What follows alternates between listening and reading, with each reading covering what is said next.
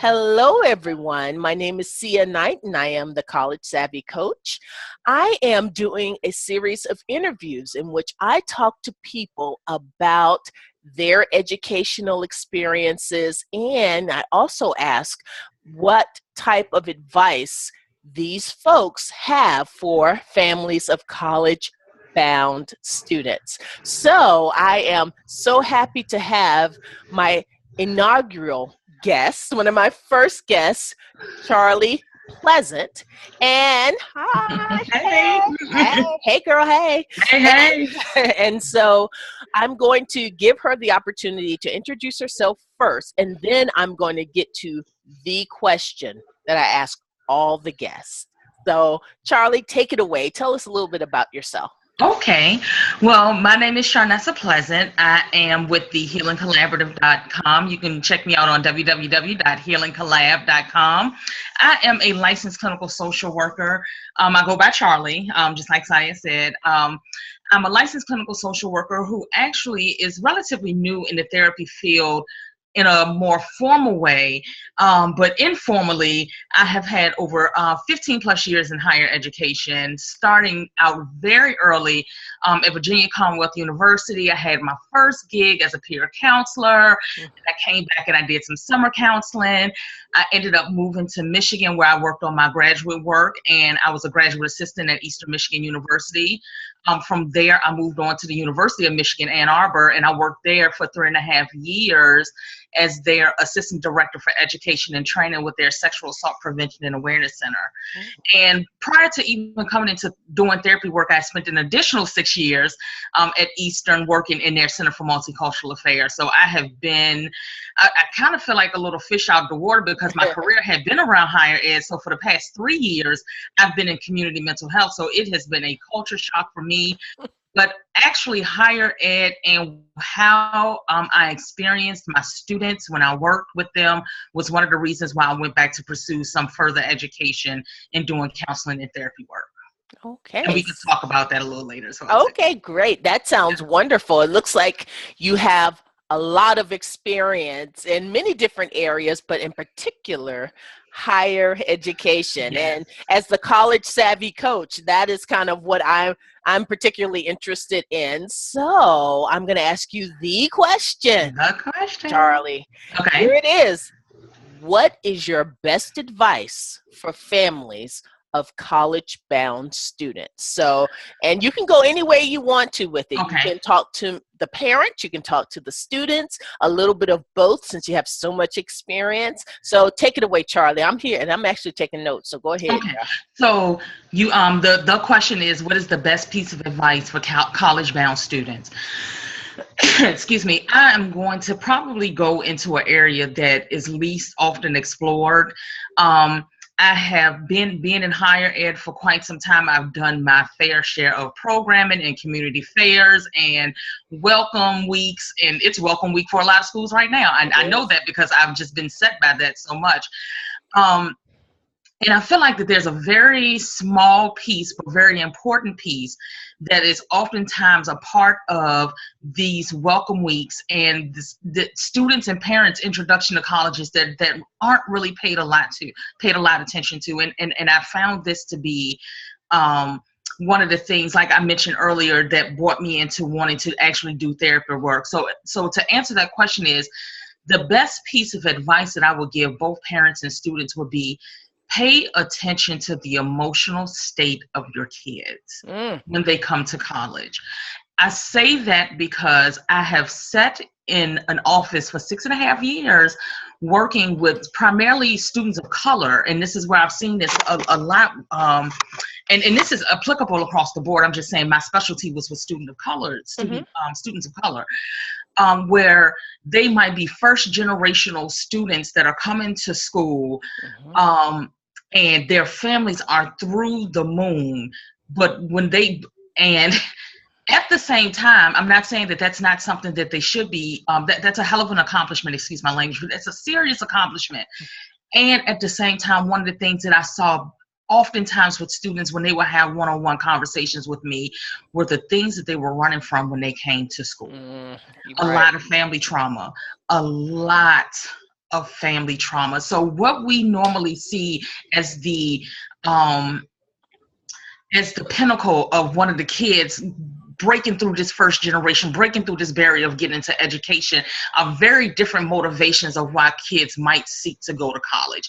A lot of kids seek to go to college to get away from what's going on in their environment, what has happened in their household. Some of the stories that were laid out in my office behind closed doors will break your hearts. And this is on the shoulders of kids that are like 17, 18, 19 years old, having to not only be this first generational warrior, but they're also sending money home from their piss poor paid work study jobs that they have. Let's get real. They don't pay a lot of money. And yet that's what a lot of our kids can only afford to really work because of the class load that they have to keep up, because they have to keep up with the demand, because all of this expectation has been put on them because they're the first generation to break through. So there's something to really be said about the weight that's carried on kids first generationally. As this being a huge achievement, but also what they've had to come out of in their environment. So I would probably say my best piece of advice to parents and students, and especially parents,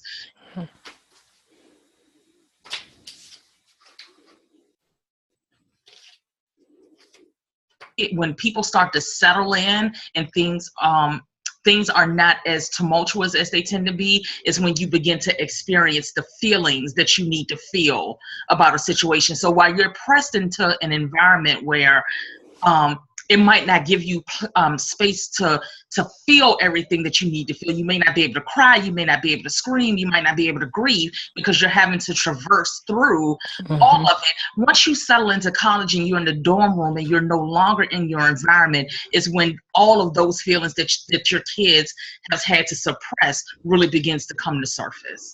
Right. I think that is so timely, especially since this is the week that as we tape this, a lot of students are going away to school.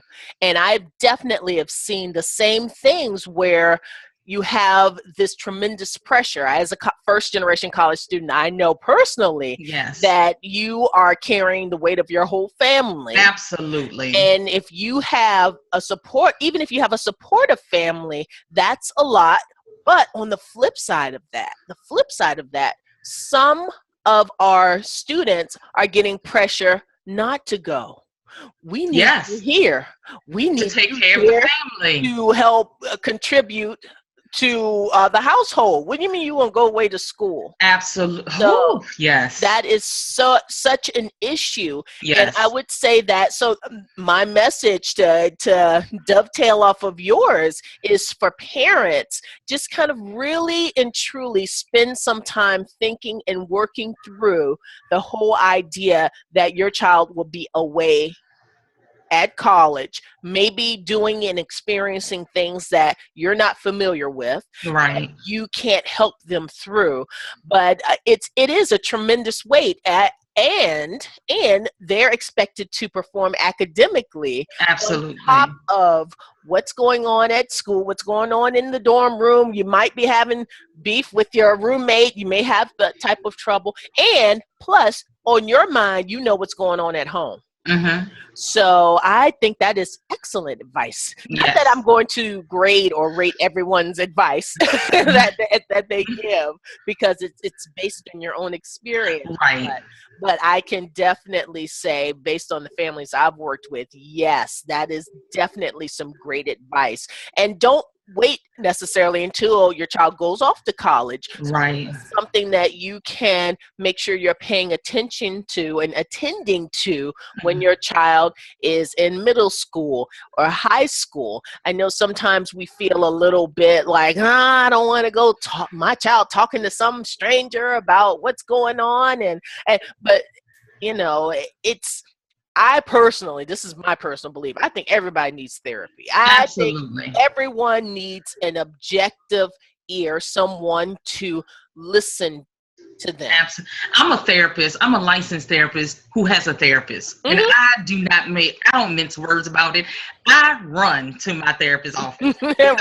Because what it says to me more than anything is that I'm putting myself as a priority, my mental wellness and my health as a priority before I can go out here and serve others. It says that what I'm feeling is I'm not going to say it's more important, but I'm saying that it's important enough for me to actually check in with someone else. So yes, right. I totally agree. And I think it's great because I have a background, and maybe we're both biased because I have a background in counseling as well. Wow. So I was a school counselor and all of that. But I think that sometimes it's like, well, can't my child just talk to me? You might be the problem. Yeah. So I think having that other person is a good idea. But again, that's my personal opinion, and based on what I've seen as a professional who's worked with teenagers for over 20 years. Mm-hmm. So that's just, soapbox, I'll put it away. Yeah. And I think that it's really difficult, especially if you have kids that are coming out of really tough, challenging environments when they have the opportunity to leave. Like you mentioned earlier, they're being coaxed or influenced or encouraged to even stay at home and not to pursue, partly because, just like you said, a lot of times they might be a part of the money source that's coming into a household.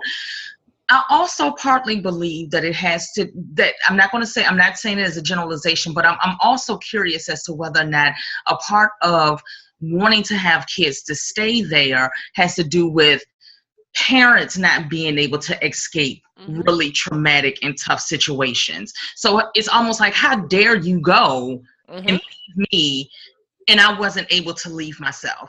And I know that this might be a very hard conversation to have, but we go there in our minds a lot of times, is that, and feeling really resentful towards our kids or our friends or whomever that we might find in that situation.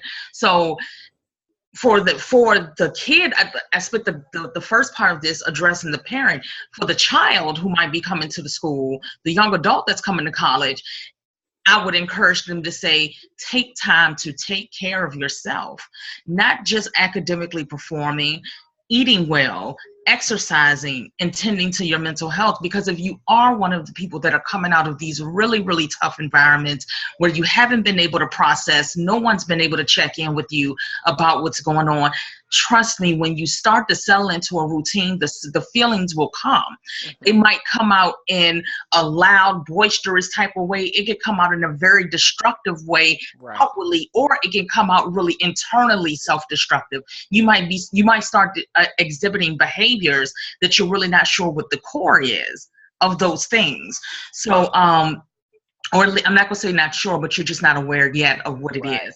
So just be mindful that if you know that you're one of those people that are coming out of this type of environment, that it's really okay to go check in. It's okay not to go home on Christmas break. It's okay not to go home for Thanksgiving if those things are triggers for you. It's okay. It's really okay to take this time, not only to achieve this major milestone of being a first generational student, but it's okay to finally say yes to yourself. Absolutely. And I think that this is a wonderful way to transition to reminding people about the type of work you do at the Healing Collaborative. Yes. Okay. And talk to me, do you just work with folks locally, or how does that work, and where are you located? Okay, so I'm located right now in North Carolina, so I am licensed to practice only in North Carolina. If you would have to have multiple license or independent license to be everywhere. I'm also actually in the process of applying for my licensure in Virginia, so hopefully I'll be able to serve both areas as well too. My primary target population that I work with is women. I love working with women. We have such a deep and varied type of way that we navigate this world that I think needs a special tending to. And women are amazing. Women are powerful. I will always advocate for women. And I have a really, soft spot in my heart in working for women. Even before I went into doing being a clinical therapist, I was actually I was doing my master's work. I completed my master's work in women and gender studies. So I had a focus on women and sexuality. Mm. And so therapy-wise, I work just locally in North Carolina with the hopes of doing Virginia as well too. But I also coach, and I can coach anyone, anywhere. Oh, okay. Because that's that's a market that's a bit more open and less restricted. But anyone that might want to seek my services, they can find out a little bit more about me and what I do. They can check out my website. I mentioned it earlier. It's www.thehealingcollab.com. All right. Wonderful, Charlie. Yay. This was Yay. great. And I would like to thank you for being my very first guest Thank you for in having me. this format.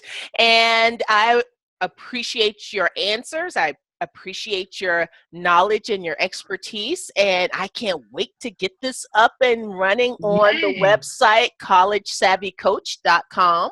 So you all come by and take a listen to the wonderful, wonderful advice. If you missed anything, if you said, oh gosh, what in the world did Charlie say? What was that website? You rewind this and listen again, because this was great advice. And I'd like to thank you once again. So Thank you. Thanks so much, everyone, for joining me. And until next time, guys, stay savvy. Bye. Bye, guys.